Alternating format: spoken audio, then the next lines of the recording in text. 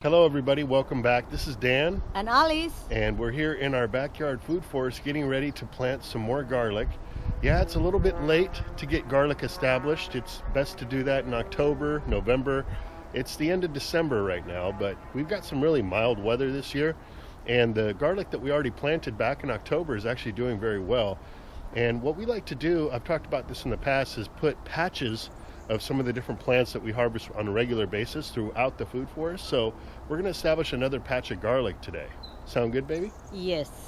So here is one of the patches that I established, I believe it was late October, and this was just some store-bought garlic, and you can see they've all sprouted up. They're between 6 to 10 inches tall, and they're doing very well right now, even with the cooler weather. We're in the winter time, but like I said, we're just not getting down to those below freezing temps. So they're doing a great job continually rooting out and spreading. So we're going to get some more garlic in the ground. So Alice has found a nice little area. The ground is already pretty soft because we've been mulching in this spot for quite some time. And she's going to dig in with the hori-hori and plant that garlic.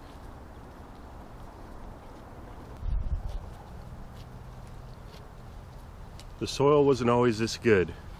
This is years and years of mulching, Lots of worms. adding in compost, chop and drop.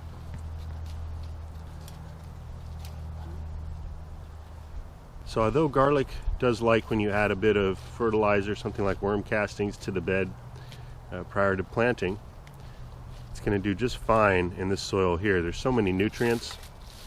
We're actually in the chicken run, in the back corner of the chicken run. And so we also have them going through around and scratching and leaving their deposits, adding nitrogen to the soil back here as well. So this is just some organic garlic we picked up from the store. And you can see these are some nice large cloves, and we're going to plant these pointy side up about 6 to 8 inches apart.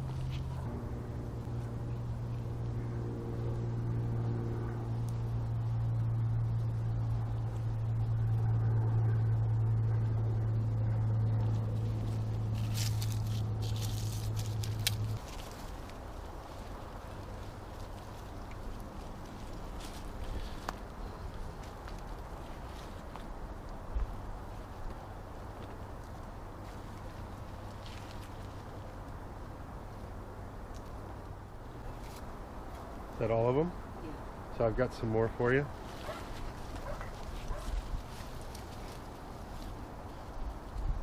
Me.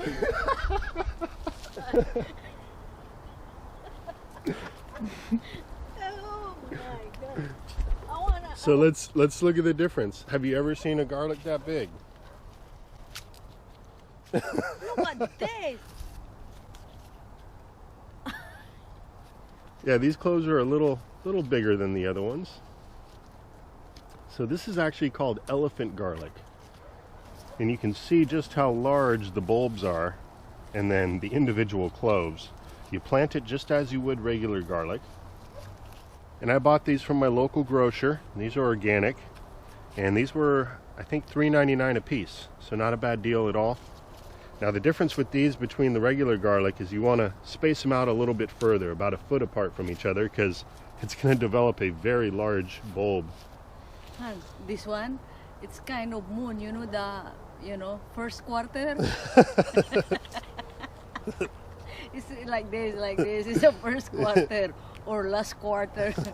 It's amazing. You surprised me. See, I was setting this one up for that. I wanted a natural reaction. But this is a light bulb. Oh my God, my first time to see this one. So you can buy this seed garlic online, but it's quite expensive, usually around $15 or more. So if you can find these at your local market, that's the way to go to plant these. And just like with regular garlic, the best time to get these in the ground would be October. Because they're so large, they benefit from a longer growing season if you can have them in the ground longer. So you can get these in the ground in October and establish these plants and so they have a nice root system and some greens growing, then that's going to be the best. This one is a healthy soil. Okay. Yeah, like you said, Yeah. we've got a lot of worms in the Oh, soil. a lot. That's because of all the organic material that's been breaking down all these years. Like you can see here, there's just goji berry branches piled up. That's because I pruned back some of these goji plants and I just drop them here.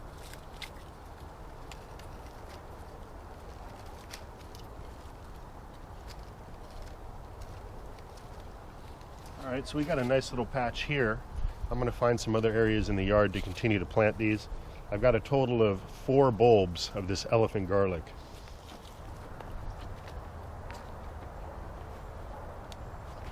All right, so here we've got another nice area to establish some of this elephant garlic. Now, elephant garlic, just as with traditional garlic, prefers full sun.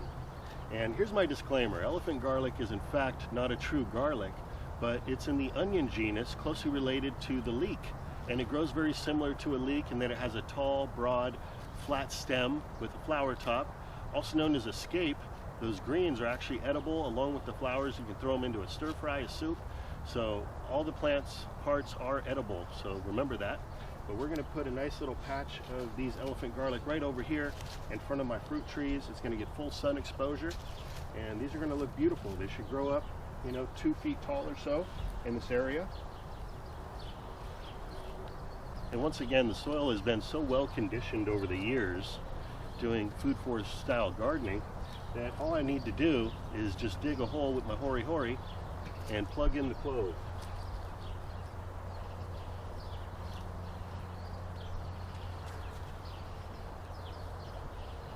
And once again, I'm going to be digging 8 to 12 inches apart.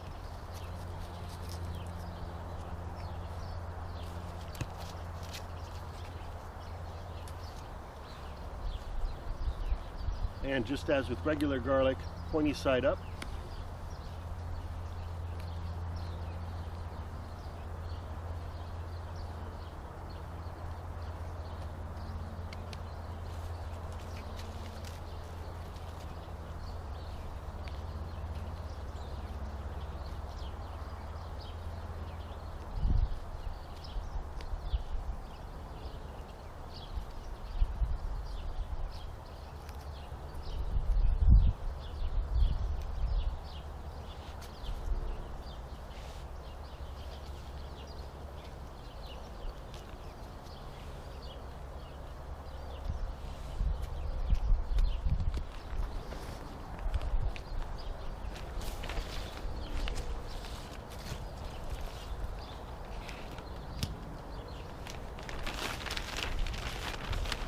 And just as with my traditional garlic patches, I like to mulch with a bit of seedless straw.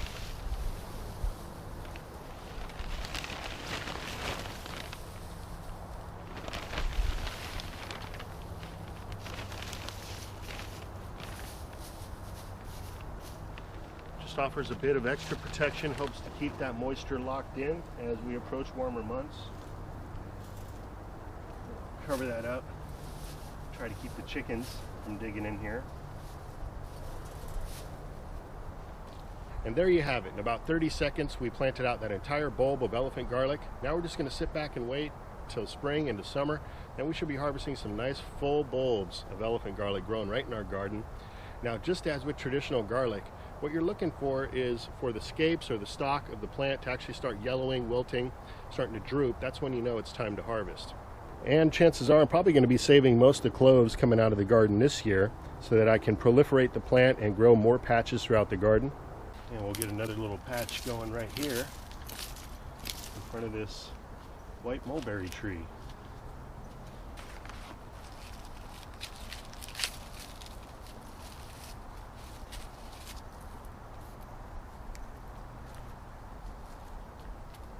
Now, every year is a new opportunity to plant new and perhaps rare plants in your garden. I like to grow things that aren't as commonly available at the market. I feel like that's a great way to extract the most value out of your garden.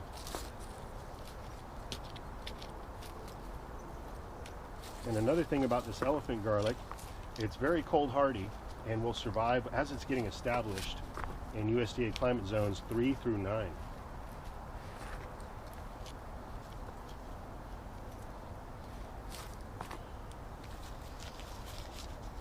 Now, one of the greatest health benefits of both the elephant and traditional garlic is a compound locked within known as allicin.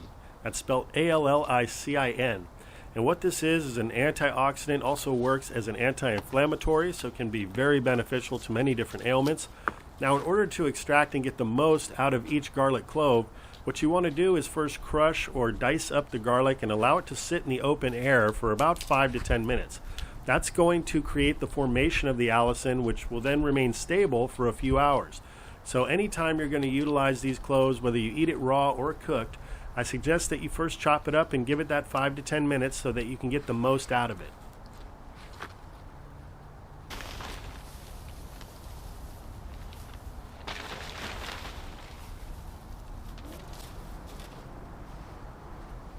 And so with that, I want to thank you all for watching. Have yourself a great rest of the day. Until next time, this is Dan, and Alice has left the garden from plantabundance.com. Take care. We'll be talking to you again soon.